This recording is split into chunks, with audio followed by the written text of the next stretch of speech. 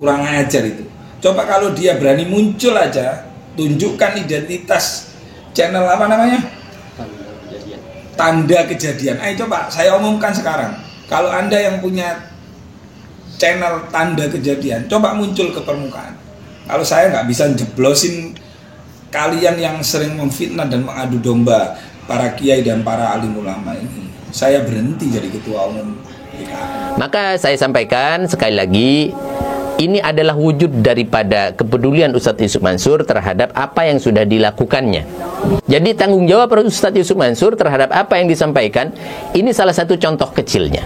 Maka ketika beliau menyampaikan kepada kami, membuka dialog untuk berbicara, untuk sharing, dan lain sebagainya, kami Masya Allah, tasyarrafna, merasa mulia kami, merasa diagungkan kami.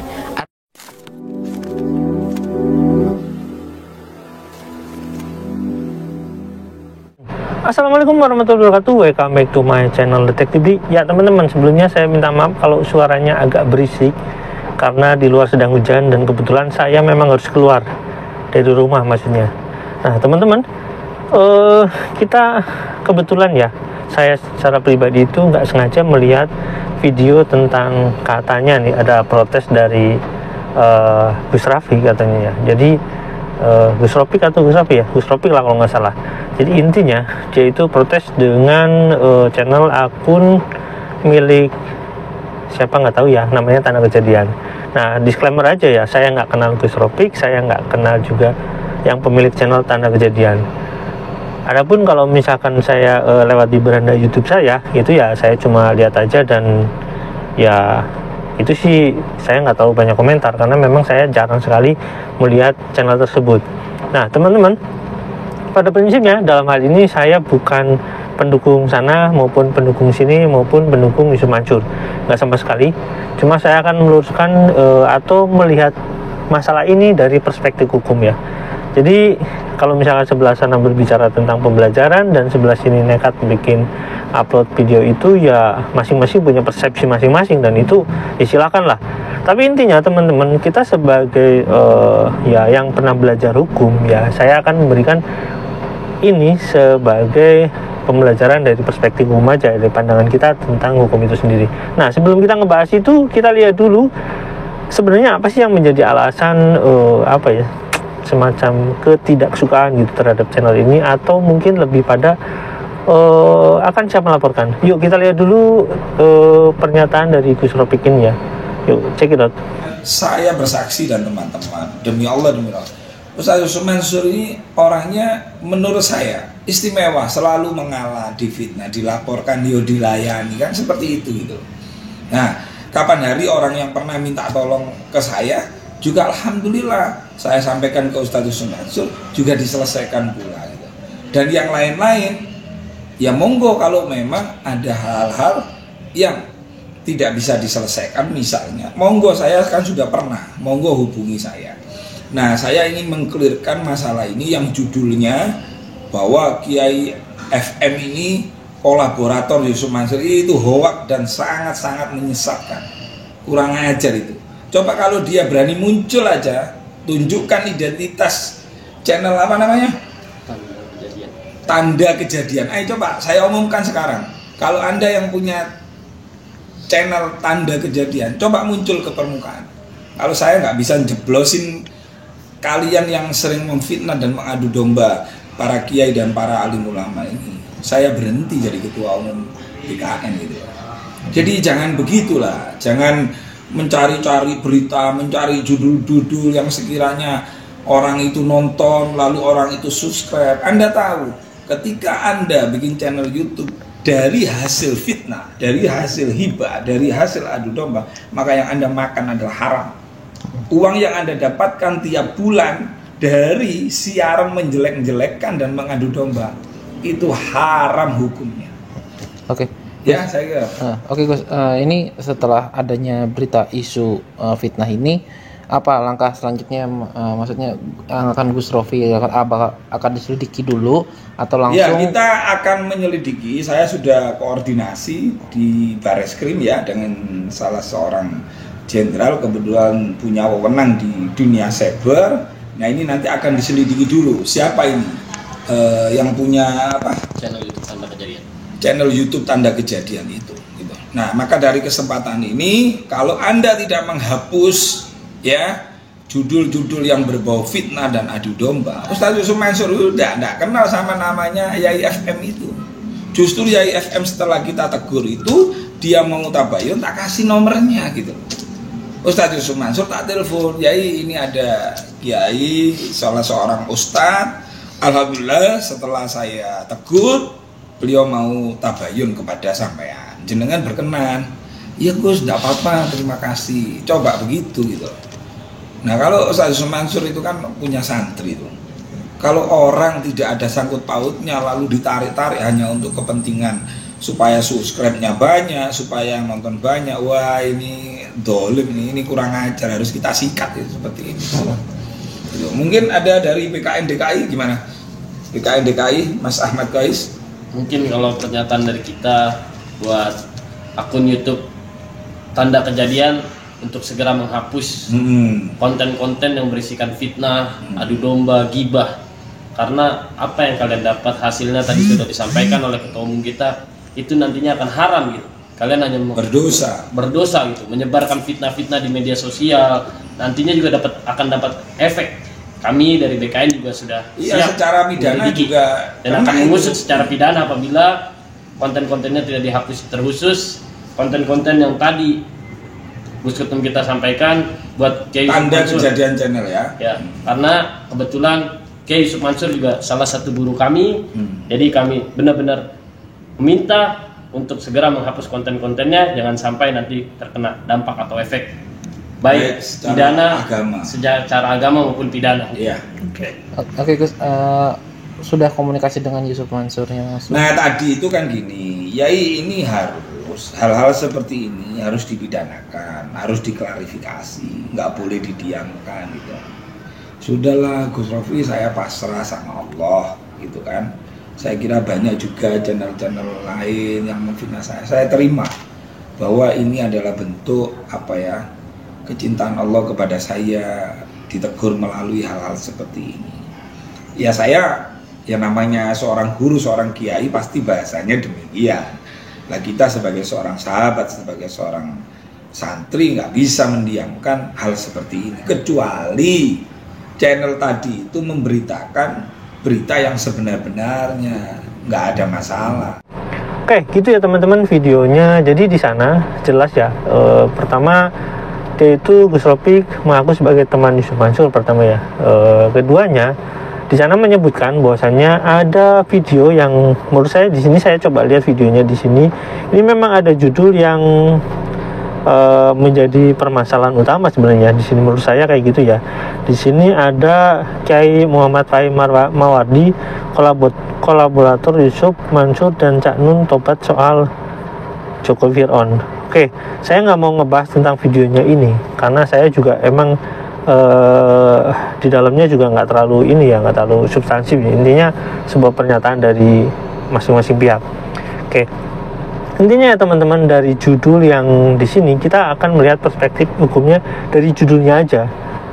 Judulnya tentang kolaborator. Kolaborator itu kalau dalam bahasa hukum ya itu semacam sebuah hubungan kerjasama. Nah di sini yang jadi masalahnya adalah apa gitu hubungan kerjasamanya. Saya nggak tahu. Tapi di sini cuma disebut Kiai Muhammad Fahim Mawardi, kolaborator Yusuf Mansur. Nah yang dimaksud kolaborator itu sendiri itu saya nggak tahu apa. Itu ya teman-teman. Jadi nggak ngerti sih saya sebenarnya. Cuma di tamlinya itu Fahim kolaborator UYM di sini apa ya di sini nggak jelas sih. Intinya seperti itu ya teman-teman. Nah ini yang menjadi pemicu menurut yang saya lihat tadi ya di video tersebut. Pertama catatannya, kalau misalkan bicara tentang dosa atau misalkan bid'ah atau misalkan apa, itu masing-masing nanti punya persepsi masing-masing, punya pandangan masing-masing. Dan cuma kalau misalkan nanti hasil YouTube-nya itu akan jadi dosa, teman Anda mengingatkan itu bagus. Cuma boya kalau mengingatkan ya semua diingatkan gitu. Jadi jangan semua misalkan kayak saya nih, oh nanti uang hasilnya haram atau bla bla bla gitu. Sebenarnya gini, saya edukasi dan saya sering memberikan pernyataan bahwasanya kita melihat sesuatu ini berdasarkan, kalau misalnya kita menggunakan hukum kita berdasarkan asas praduga tak bersalah. Jadi saya memandang seperti itu adalah suatu pembelajaran juga. Nah, kalau soal misalkan nanti uangnya haram, nantilah dapat dosa, atau misalkan itu menghasilkan ghibah, atau dari YouTube-nya apa. Nah, catatan teman-teman, iklan di YouTube pun itu banyak yang memang bersangkutan hubungan dengan transaksi keuangan yang kadang di sana juga ada slot, ada apa. Dan misalkan kalau misalkan masing-masing mereka berpikir nanti uangnya haram atau bagaimana, ya silahkan terjemahkan sendiri, terkecuali memang basis iklannya itu dibatasi gitu ya. Iklannya khusus misalkan yang nggak berkaitan dengan bank, misalkan Lazada, Shopee, iklannya kayak gitu, itu nggak masalah ya teman-teman, dari persepsi iklannya. Tapi kalau misalnya kita lihat daripada orang memberikan kritik nanti dosa atau gimana, sebenarnya usulan itu bagus, tapi nggak berlaku untuk satu orang. Harusnya diingatkan tuh, kan banyak tuh yang di YouTube, di TikTok itu kan banyak yang joget-joget kayak gitu ya. Harusnya semuanya dikritik, itu nggak adil kalau misalkan cuma yang kritik Yusuf Mansur itu dijadikan alasan nanti dosa atau gimana-gimana. Nah, ngomong-ngomong tentang itu ya, pertama itu tentang, keduanya itu kan merupakan delik aduan. Delik aduan itu yang misalkan dia itu menyinggung Yusuf Mansur, ya Yusuf Mansur sendiri yang harusnya melaporkan. Pertama itu ya, soal nanti kolaboratornya itu diartikan apa oleh pihak kepolisian, itu ya nanti pihak kepolisian yang menentukan. Keduanya, soal maksud dari tanda kejadian itu menyebut kolaborator itu sendiri, itu ya nanti pemilik channel itu sendiri yang menafsirkan dan memberitahukan pada pihak polisi kolaborator itu apa. Ya saya nggak ngerti, karena judulnya kolaborator dalam bentuk apa di sini nggak disebutkan gitu. Jadi agak aneh kalau misalkan itu misalkan itu ya dituduhkan begitu saja karena nggak disebutkan di sana. Cuma kalau menggiring opini mungkin bisa dikatakan ya karena clickbait ya. Nah, keduanya kita mau lihat nih pernyataan Ustadz Fahim di sini. Ya, saya katakan Ustadz karena sebenarnya ilmunya itu bagus. Cuma gini catatannya ya teman-teman. Ya nantilah kita bahas lah. Kita akan lihat videonya Ustadz Fahim ini. Di sana dia akan memberikan pernyataan kenapa dia tidak lagi mengkritik Yusuf Mansur. Oke, kita lihat dulu videonya teman-teman. Yuk, check it out. Itu du'auka lil khulqi muslimihim wa kafirihim ila sabili rabbikal mustaqim al-mustamili 'alal 'ilmin nafi' wal 'amali salih. Jadi, bagaimana kita mengajak kepada orang baik yang munafik? Kita ajak dengan cara ya boleh dengan pelan. Dengan cara ketika menentang keras, kita agak keras sedikit ketika ini persoalan yang sifatnya prinsip atau primer atau akidah. Saya akan menyampaikan apa alasan saya, kenapa saya kok take down, saya kok berhenti mengkritik Ustadz Yusuf Mansur.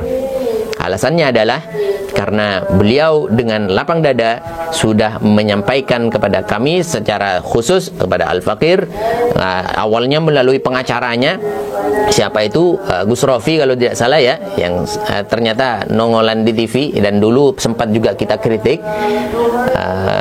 Kemudian beliau beberapa waktu yang lalu telepon. Kemudian setelah itu kami tidak terlalu, kenapa namanya dari orang lain, artinya tidak terlalu yakin ketika orang tersebut yang bersangkutan telepon kami. Kami menyampaikan kepada beliau beribu-ribu mohon maaf. Kami mengkritik, kami menyampaikan apapun itu namanya, mau sakit, mau pedas, mau parah, mau ringan atau apapun namanya. Wallahu wan nabi, kami tidak pernah benci terhadap jisimnya, terhadap zatnya, terhadap manusianya, terhadap pribadinya. Tapi kami hanya terpaksa menyampaikan sesuatu untuk misalkan sedikit menyakiti hati orang lain, namun demi untuk menyelamatkan ribuan bahkan jutaan akidah yang sudah mulai terkacaukan dengan istilah-istilah yang tidak seharusnya disampaikan di publik. Maka kami ingin sebenarnya berbicara langsung ketika ada waktu untuk menyampaikan hal-hal apapun yang sifatnya tidak bisa disampaikan di publik dan ini bisa mengacaukan dan bisa membahayakan terhadap paham-paham orang-orang awam, yang mana kami husnudzon bahwa Anda atau siapapun yang menyampaikan hal-hal yang sifatnya kontroversi, mereka mungkin punya dasar.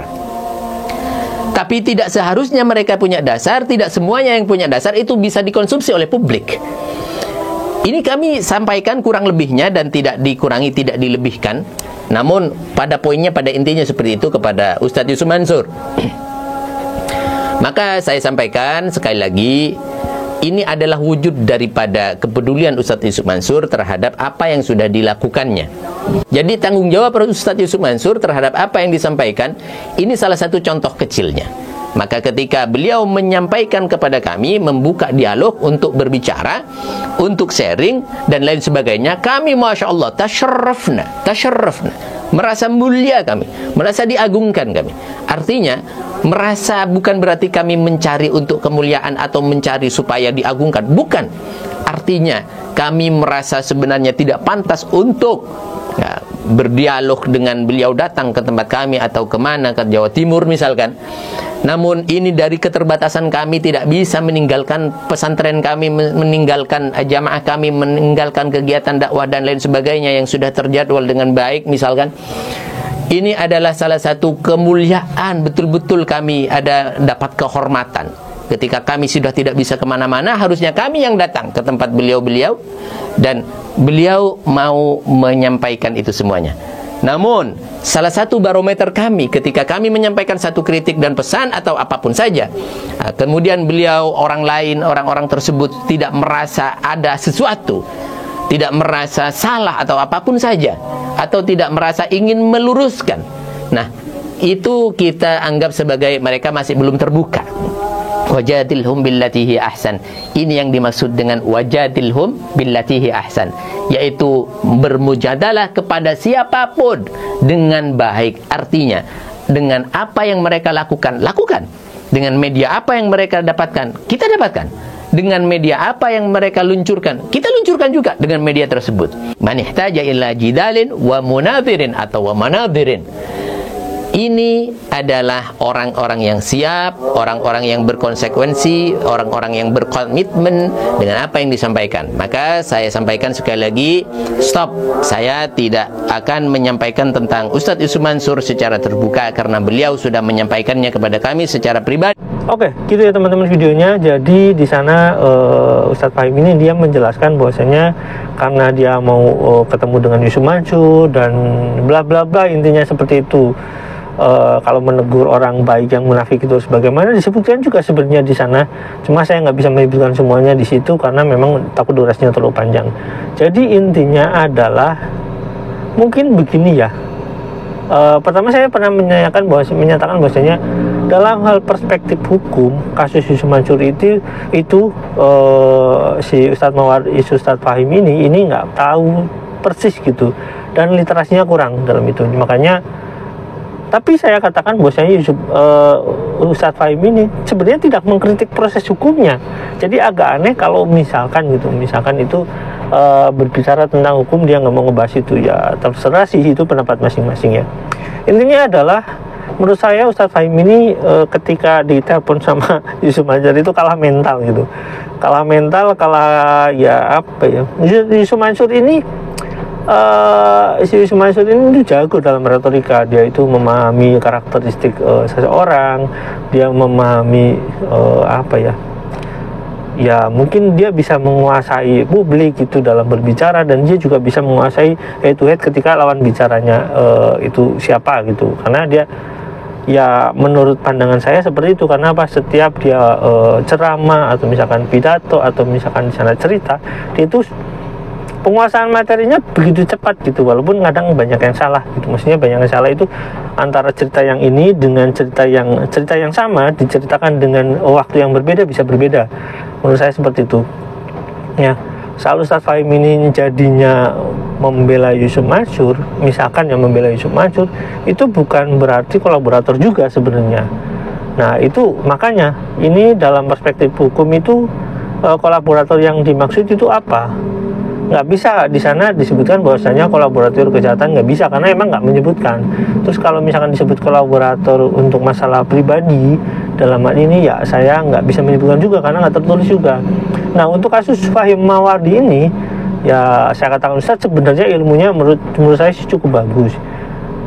Ini adalah ranah pribadi ya, sebenarnya ranah pribadi yang bukan merupakan konsumsi publik. Yang jadi masalah adalah Ustadz Fahim ini dia itu sudah menjadi YouTuber yang udah biasa menjadi public figure yang memang YouTube-nya itu dikonsumsi publik gitu. Jadi ketika kasus ini muncul ya jadi kasus yang berhubungan dengan konsumsi publik. Nah, terkait dengan misalkan ya ucapan-ucapan atau misalkan hal-hal yang terkait dengan Fahim atau misalkan Ustadz Fahim ini, dia itu mungkin nggak memahami perspektif hukum positifnya. Jadi ketika dia menyebutkan sumpah mau telanjang dari sana sampai sana, ya itu sama sekali nggak membantu. Dan ketika dia menyebutkan bahwasanya dia nikah Daud, itu lebih tidak membantu gitu, dan itu akan tambah memberatkan dalam hukum. Kenapa?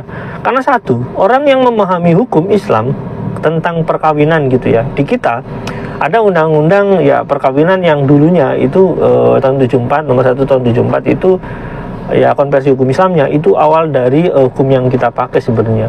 Nah sekarang ada perubahan, cuma intinya dari sana dulu ya, itu konversi hukum Islamnya. Ketika dia berbicara seperti itu dalam perspektif hukum Islam di hukum positif kita, itu nggak membantu. Pertama seperti itu ya. Keduanya pandangan hukum Islam itu yang mengatakan namanya dia nikah Daud dan itu dianggap salah oleh MUI, itu malah akan memberatkan dia secara hukum. Kenapa? Orang yang memahami hukum perkawinan ini dengan baik secara Islam, apalagi Islam yang kita misalkan yang dianut itu misalkan di kita itu pakai Imam Syafi'i misalkan ya, itu tidak diterapkan sama dia, itu akan menjadi berat. Bahkan kalau misalkan itu membuat alibi dengan menyatakan bahwasanya ini perkawinan Daud ini bla bla kayak itu, dan itu melanggar, dan itu bisa dianggap kejahatan yang direncanakan misalkan seperti itu, atau misalkan tindakan yang memang disadari dengan baik gitu. Jadi ketika pihak kepolisian atau misalkan pihak kejaksaan melakukan korupsi, melakukan tindak pidana, harusnya hukumannya lebih berat daripada orang yang nggak memahami masalah hukum. Seperti itu ya teman-teman. Jadi sampai di sini ini menjadi pembelajaran. Kita tidak membela siapapun dalam hal ini, cuma ya kita menegaskan bahwasanya dari sudut pandang hukum, kolaborator itu yang dimaksud saya nggak tahu, karena yang namanya kolaborator itu ada hubungan ya, kerjasama semacam seperti itu. Tapi karena judulnya itu nggak disebutkan kolaborator dalam hal apa, jadi saya nggak bisa katakan itu melanggar hukum atau bagaimana. Kita hanya berpikir positif aja dan menganggap hal ini sebagai ya kasus praduga tak bersalah ya, termasuk Ustadz Fahim itu sendiri sebenarnya statusnya masih bersifat praduga tak bersalah walaupun sudah jadi tersangka, karena di hukum di kita itu menjelaskan bahwasanya ketika itu dinyatakan sah bersalah, ketika ada putusan dari pengadilan secara ingkrah, secara utuh, dan itu ditetapkan ya nanti bisa di pengadilan negeri gitu. Kalau misalkan itu kasusnya nanti banding atau misalkan jaksaan, ya nanti diingkrahkan di putusan Mahkamah Agung. Oke, sampai di sini mudah-mudahan ini jadi pembelajaran teman-teman, dan ya lebih memahami bahwasanya manusia itu punya banyak kesalahan siapapun itu, karena nggak ada manusia sempurna kecuali Nabi Muhammad. Oke, sampai di sini. Wassalamualaikum warahmatullahi wabarakatuh. Bye.